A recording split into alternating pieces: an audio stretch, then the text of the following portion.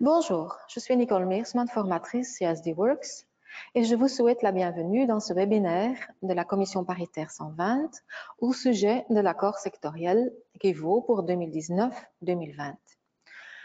Voici les différents thèmes sur lesquels les partenaires sociaux se sont mis d'accord pour ces 2 années 2019-2020. Le pouvoir d'achat, l'augmentation maximale de 1,1%, la fin de carrière, le régime de chômage avec complément d'entreprise, l'équilibre vie privée, vie professionnelle, on pense aux créditants fin de carrière entre autres, la fidélité au secteur, la problématique de la mobilité et finalement la durée du travail et la pension complémentaire sectorielle. Premièrement donc, l'augmentation dans le cadre du pouvoir d'achat, 1,1%. Qu'est-ce qu'il a été décidé? Il a été décidé que les salaires barémiques et effectifs vont devoir être augmentés à partir du 1er septembre 2019 avec 14 cents. Donc, le taux horaire augmentera de 0,14 € à partir du 1er septembre 2019. Les travailleurs travaillent dans une seule équipe. Quand ils travaillent dans d'autres systèmes d'équipe, alors la majoration sera faite en fonction de coefficients d'équipe.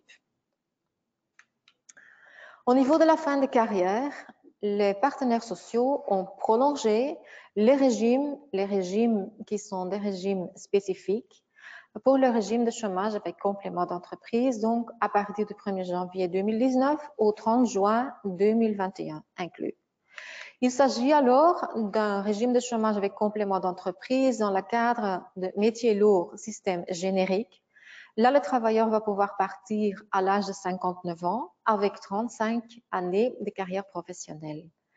S'il s'agit du régime à métier lourd spécifique, alors il suffira d'avoir 33 années de carrière professionnelle à l'âge de 59 ans.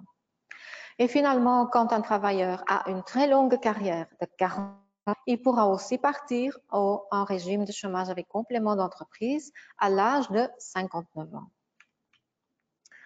Dans le cadre de l'équilibre vie privée, vie professionnelle, là aussi, il y a une prolongation des accords sectoriels.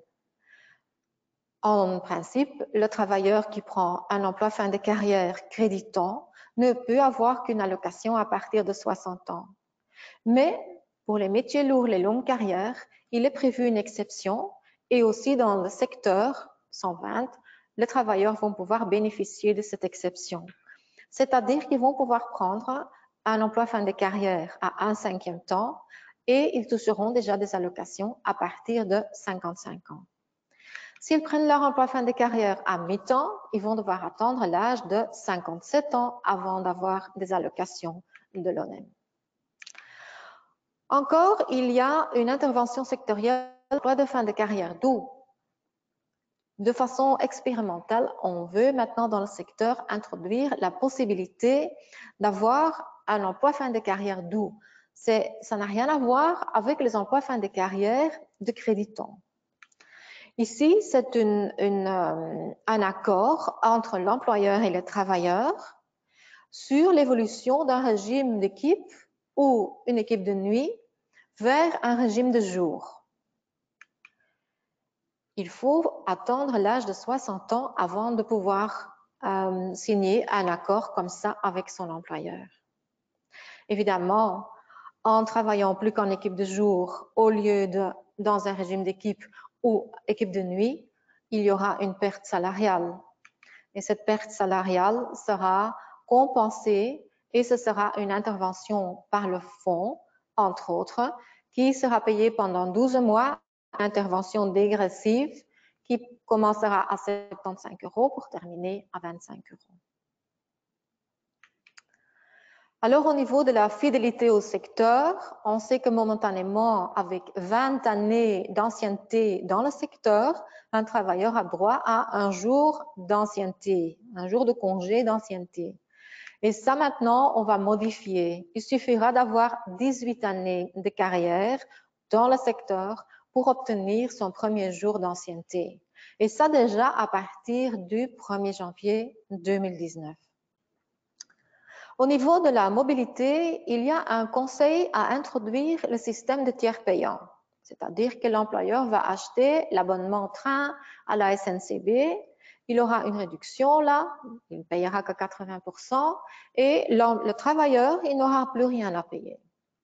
Deuxième modification, c'est qu'un travailleur qui, durant une période ininterrompue de 3 mois, engage à venir pour la moitié du temps minimum à vélo, il peut recevoir une indemnité vélo de 20 cents par kilomètre parcouru.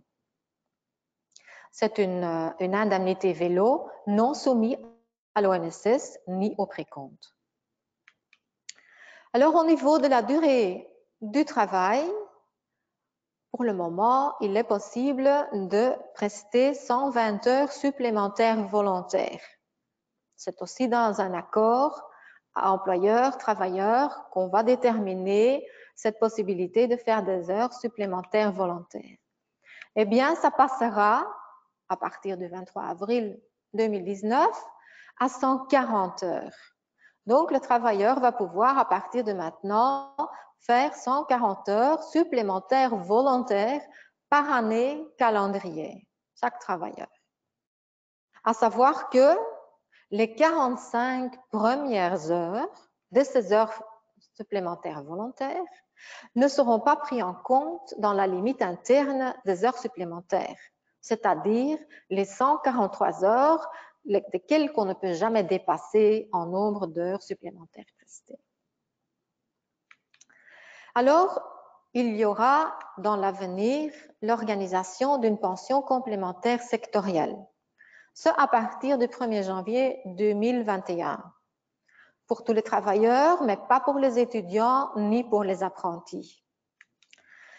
Le financement viendra d'une réorientation de 1,20% de la cotisation patronale au Fonds de sécurité d'existence. Il y aura également une cotisation de solidarité. Et pour les employeurs qui ont déjà un système de pension complémentaire qui équivaut au minimum ce que le secteur imposera, ils auront la possibilité de se situer hors du champ d'application et de choisir de sortir de cette obligation du secteur, le opting out. Il faut encore développer, au niveau du secteur, là, il faut encore développer les modalités pour cette possibilité de hors du champ d'application et le opting out. Mais comme ça n'entre en vigueur qu'à partir du 1er janvier 2021, il y a encore un peu de temps. Voilà jusque-là les nouvelles les plus importantes de votre secteur.